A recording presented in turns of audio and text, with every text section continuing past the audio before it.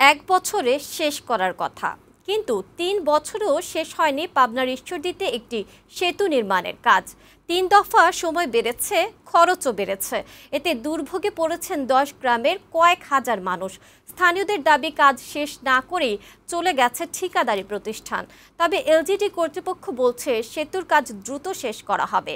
পাবনার সংবাদদাতা মিজানুর রহমানের প্রতিবেদন, জানাচ্ছেন আফরোজা সুলতানা। পাবনার ঈশ্বরদী উপজেলার চর কুড়িলিয়া গ্রামের গণিরঘাট এলাকায় অসমাপ্ত পড়ে আছে একটি সেতু। ৩ বছর আগে ২০২১ সালে ৮ কোটি টাকা ব্যয়ে সেতুটির নির্মাণ কাজ শুরু হয়। ৯৬ মিটার দৈর্ঘ্যের সেতুটির কাজ শেষ হওয়ার কথা ছিল ২০২২ সালের ৮ই অক্টোবর। এরপর আরও ২ দফা সময় বাড়ানো হয়। ২০২৩ সালের ১৮ই ডিসেম্বর সেতুটির কাজ শেষ হওয়ার কথা। সেই সময় পেরিয়ে গেলেও বাকি কাজ আর শুরুই হয়নি। এতে ভোগান্তিতে পড়েছেন দুই পাশের ১০টি গ্রামের কয়েক হাজার মানুষ।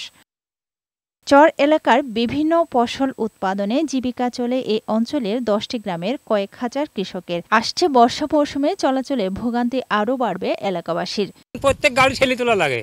এই ব্রিজটা হওয়ার কথা আরো ২ বছর আগে, কিন্তু পাইছেই যাচ্ছে, কাম খালি পাইছেই যাচ্ছে। কমপ্লিট হলে আমাদের কৃষকের সুবিধা হবে।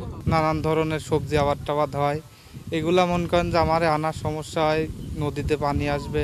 ব্রিজটা যদি কমপ্লিট হয় আমাদের জন্য, আমাদের অত্র এলাকার জন্য, কয়েক গ্রামের মানুষের জন্য অনেক উপকার হয়।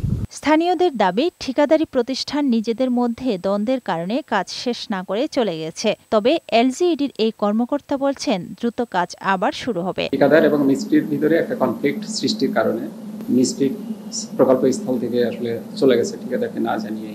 নতুন মিস্ত্রি ওখানে যাবে এবং ঈদের আগে আমাদের কাস্টিংগুলো শেষ হয়ে যাবে।